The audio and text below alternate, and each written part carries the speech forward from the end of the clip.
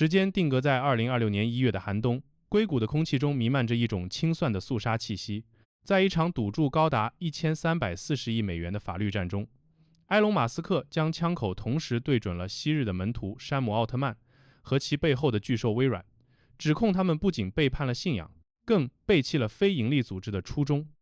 但這場訴訟真正的價值不在於那個天文數字般的賠償金，它強行撬開了 OpenAI 黑匣子的封條。大家好，歡迎來到我的頻道。今天我們就順着這場訴訟撕開的裂縫，深扒這些科技巨頭們的權力遊戲。超過200份曾被標記為絕密的內部文件，從深夜發出的焦慮短信，充滿算計的戰略幻燈片，到高管們在私密群組中的直白吐槽，被一次性傾倒在公眾面前。這些碎片拼湊出的，並非僅僅是一起商業糾紛，而是一份關於人類歷史上最重要 AI 聯盟如何建立、破裂、被俘獲，而後又重組的殘酷屍檢報告。透過這些文件，我們得以穿越回10年前那個看似不起眼的起點，重新審視那個改變了微軟命運，也改寫了硅谷規則的決定性瞬間。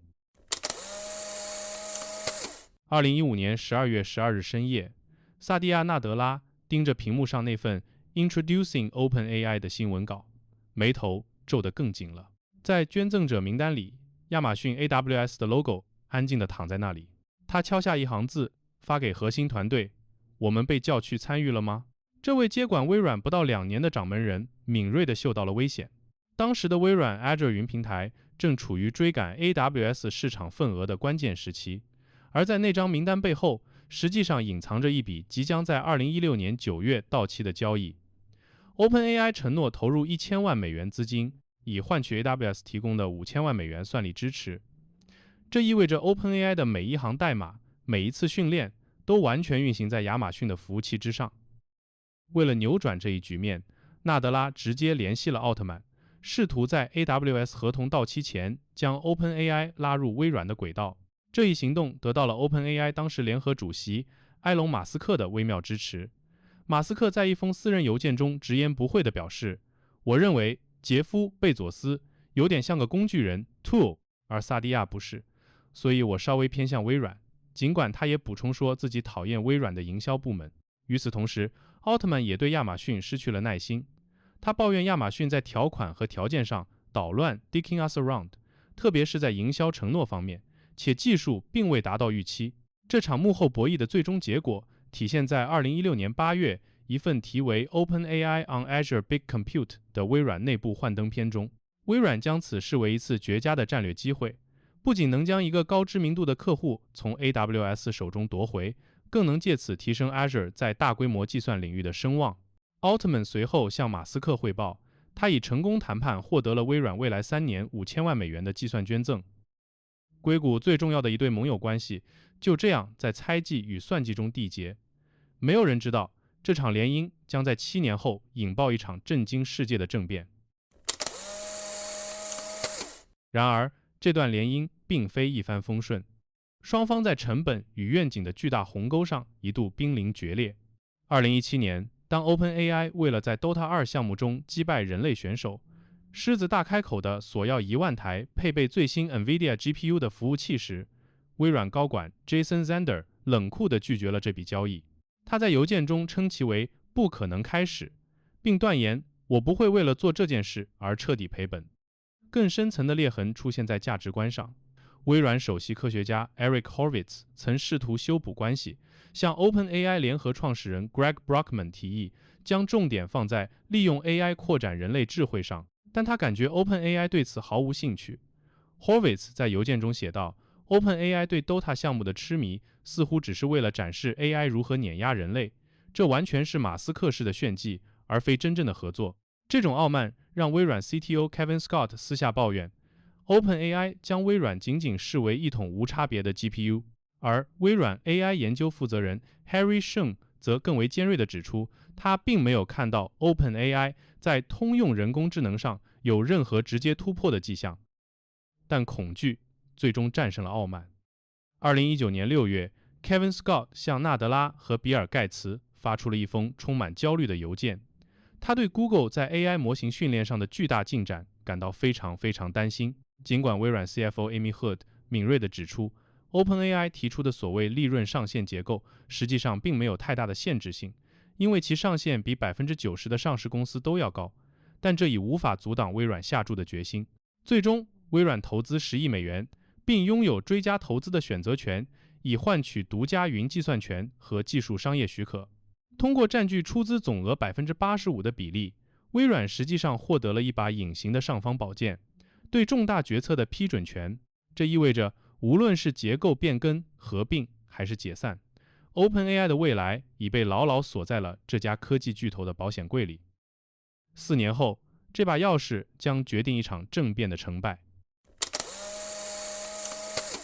隨着聯盟的深入，外界的敏銳觀察者開始嗅到異樣。埃隆·馬斯克在2020年9月尖銳地指出，微軟獨家許可 GPT-3 是開放的對立面 OpenAI 實際上已被微軟俘獲。這種俘獲在內部表現為對商業化指標的瘋狂追逐。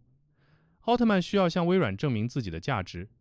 而證明價值的方式只有一個：錢。為了安撫擔心被利用的微軟高管，他在2021年2月的一封郵件中給出了極其露骨的承諾：我想盡可能快地讓你們所有人賺一大筆錢 ，make you all a bunch of money as quickly as we can。這句承諾成為了那筆直到2年後才公開的20億美元額外投資的投名狀。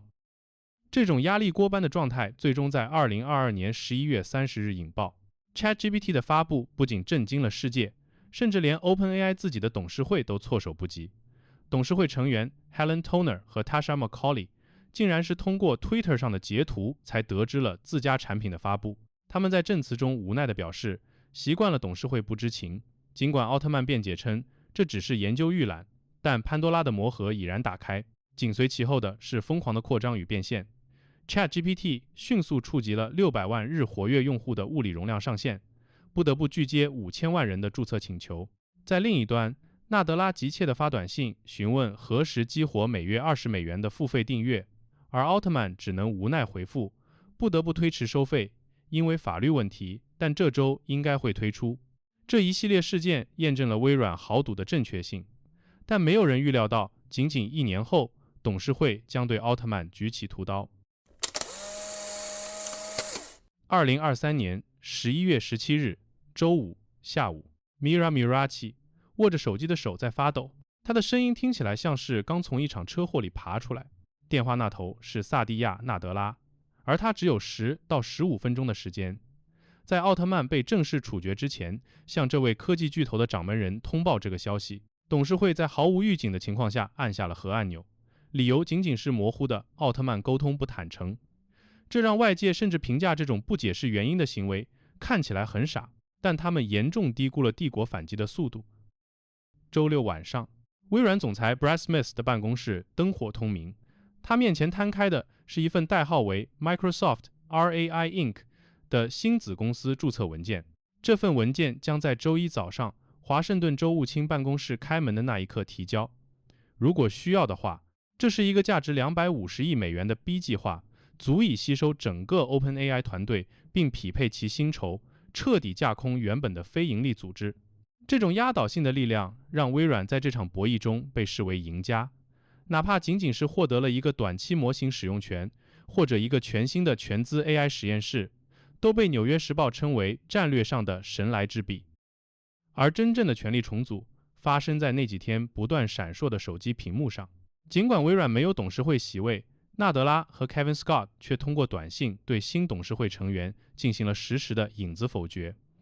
當某個候選人被提出時， Scott 直接回復了3個字 Strong, strong, no。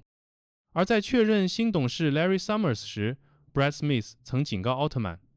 你的未來將由 Larry 決定。他很聰明，但太善變，風險太大。奧特曼的回復只有一句話，這是扯淡。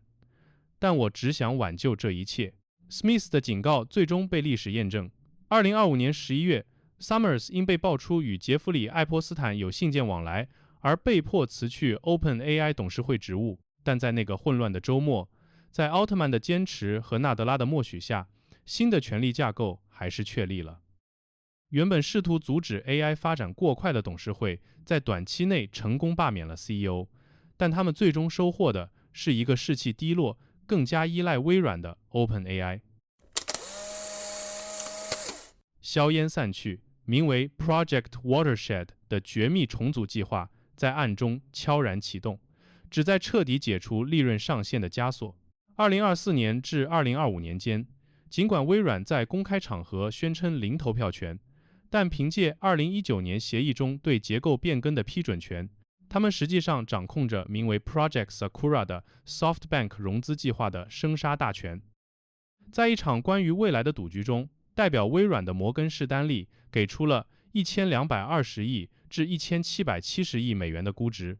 而代表 OpenAI 的高盛則堅持3530億美元，最終市場將這一數字推向了驚人的5000億美元。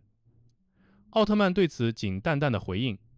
那是買賣雙方願意接受的市場價格。交易最終於2025年10月28日落槌，微軟的持股比例因此稀釋降至 27%， 並失去了對星雲工作負載的優先拒簽權，但換來的是 OpenAI 承諾在未來購買高達2500億美元的 Azure 服務，以及確保微軟的 IP 權利，無論 AGI 是否達成，都能持續到2032年。這份新協議巧妙地拆除了那顆定時炸彈，關於 AGI 的聲明將不再由內部董事會獨斷，而是需由獨立小組裁決。而歷史總喜歡開一些諷刺的玩笑。2025年11月 ，OpenAI 宣布與 AWS 簽署一份為期7年、價值380億美元的基礎設施協議。10年前，那個被納德拉視為溜進去的對手，如今以更龐大的姿態回歸。10年前，納德拉問：“我們被叫去參與了嗎？”10年後，這個問題的答案寫在那份2500億美元的 Azure 合同裡，也寫在那份380億美元的 AWS 協議裡。OpenAI 從依賴單一計算提供商進化成了一個擁有巨大槓桿的平台巨獸，收入從2023年的20億美元暴增至超過200億美元，而微軟依然牢牢掌握着通往未來的鑰匙。